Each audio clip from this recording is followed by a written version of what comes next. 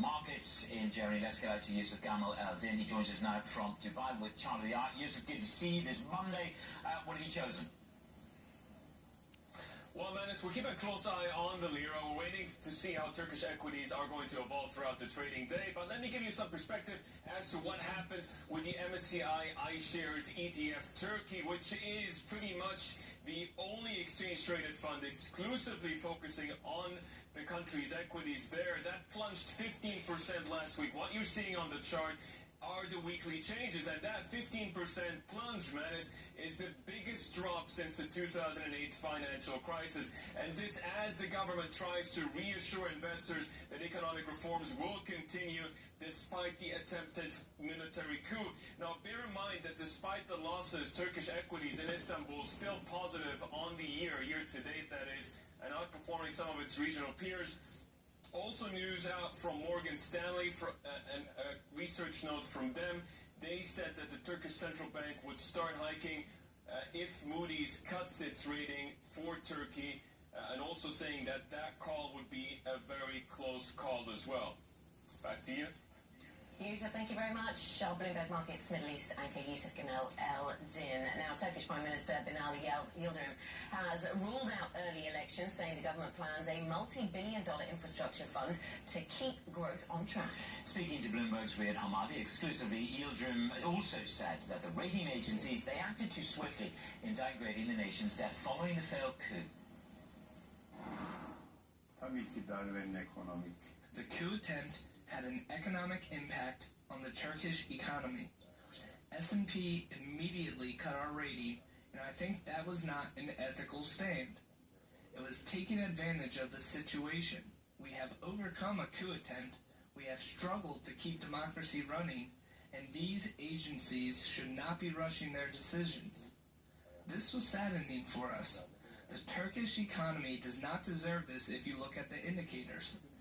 It is an ideological and political decision. We have no doubt about that. What we're saying to global investors is this has come and gone, and the national will and the will of the citizens has destroyed the plotters. Life is back to normal in Turkey, and you can continue your long-term investments.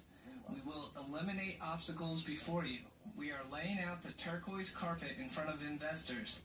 We have all kinds of tax incentives, investment incentives, and we are giving priority to value-added investments. Is it of concern to you that this might now lessen and therefore putting pressure on the Turkish economy on a weak spot, which is the current account deficit, which remains the third largest in the G20 nations?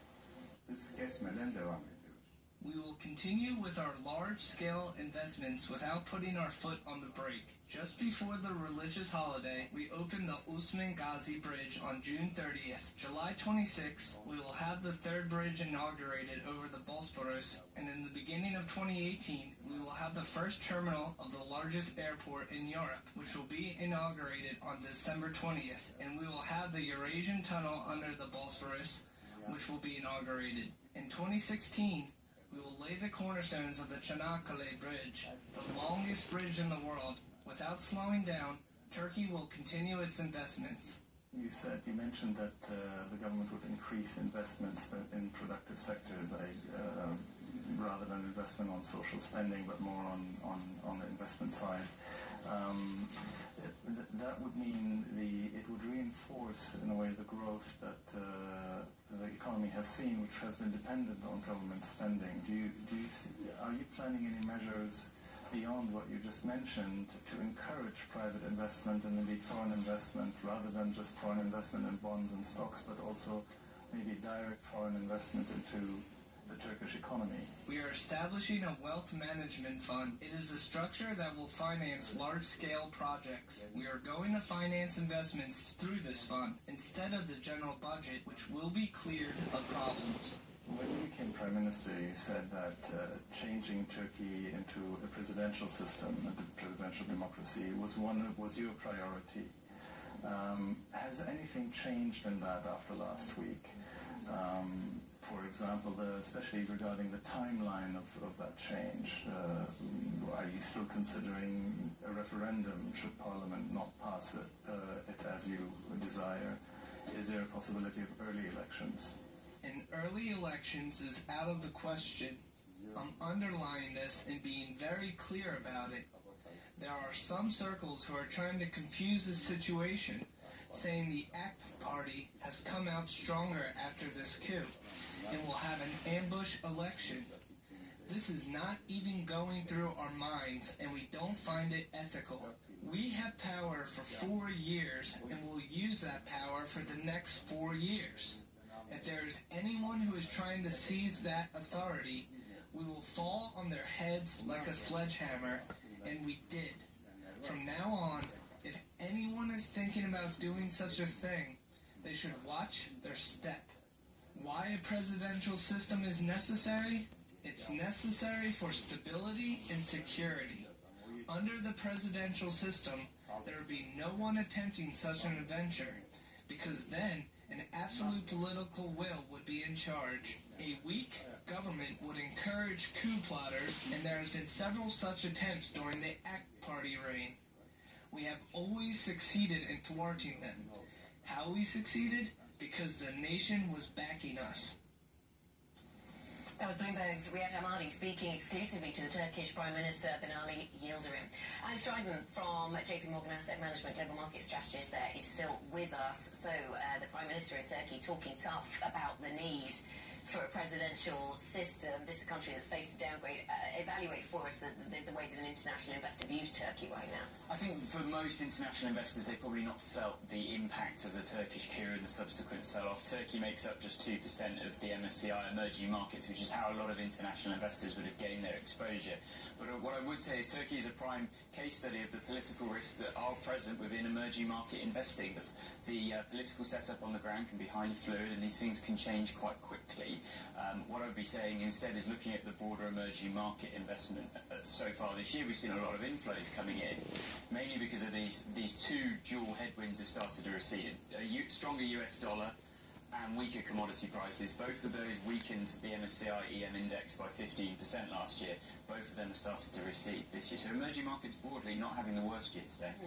No, they're not. I'm just looking at some of the data that we've got, the weekly flows. I mean, Europe's seen record outflows. We'll talk about Europe in a moment. EM sees 4.7 billion of inflows, the largest in a year. You see, I'm sort of slightly challenged what you just said, which is that in the risk radar, oil is at its lowest level for 2 months, and it looks as if it's going lower. The Fed is set to talk this week, and it's possible that the Fed will get a little bit more bullish. I think we've got to be cautious about this rally. I don't think we're going to go back to $100 barrel oil anytime soon, but what this sort of stability, or at least the small rebound we've had in commodities, just allows many emerging market economies to brush themselves down and find their feet again after a year or two of quite challenging environments. On the US dollar front, I think I'm conscious that I don't think the Fed are going to raise interest rates this year.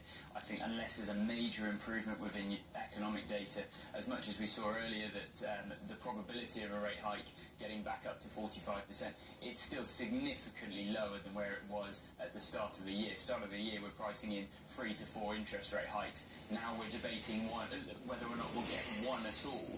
So I think we need to be a little bit cautious. I think the major headwind out of the US dollar has receded for emerging. We'll return to the dollar, the Fed a little bit more, perhaps, Alex. But interesting, I thought when we spoke to Frans van Houten from Philips, he cited a lot of places that he's worried about, a lot of risk around the world, and a lot of concerns about growth. But he did say that things were looking better in China. What do you make of the China story at the moment? It was the case last year that we were all led on a merry dance by what's happened to the Chinese currency, and this year, not so much. I think for me, I was always surprised last year when the Chinese stock market was expanding and it doubled in the space of sort of 3 or 4 months, and how very few people were pointing at that saying, oh, now's an exciting time to be in China. Yet when the bubble popped, and we've seen it for the last 6 to 12 months, there have been so many China bears in the market saying, dooming and glooming over the situation, pointing at the currency, pointing at the stock market. For me, a lot of what's been driving that for investors on an asset class basis has been technical rather than fundamental data. The Chinese fundamentals year to date, you've seen a little bit more stimulus coming out of the Chinese economy to try and help organise some sort of soft landing. Overall, I'm still confident in the long-term potential of the Chinese economy. This is an area where GDP per capita is the same as the Dominican Republic. there is an awful lot of potential in this economy. You just need to be focused about how you go out there and get it. Tell me this then, do you play China directly, or do you play it vicariously? Do you play it from a European perspective, access to China, US access to China? How do you play that? There's some opportunities on the ground, but obviously if you can gain exposure through your European and US holdings and you're not relying on the Chinese authorities twiddling around with the rules about access, that's always an important way to be. Dollar bonds that returned the best. This is since the June 23rd referendum. You had to be in El Salvador and Mongolia, apparently, to get returned. WVIX. More than 9%. I know, I beat you to it this morning, man. Alex, thank you very much. Alex Dryden from JP Morgan Asset Management stays with us. Up next, the Democratic National Committee chair quits over an email scandal. We have the details. Then at 7 a.m. is the official start to the European Bank's earnings season, and we have a conversation with the CEO, Julius Baer, about the growing assets under management. Right after that, we're going to speak to the CFO of Ryanair about the low-cost carrier's first quarter results. Pulling back from the UK, they've said this morning. This is Bloomberg.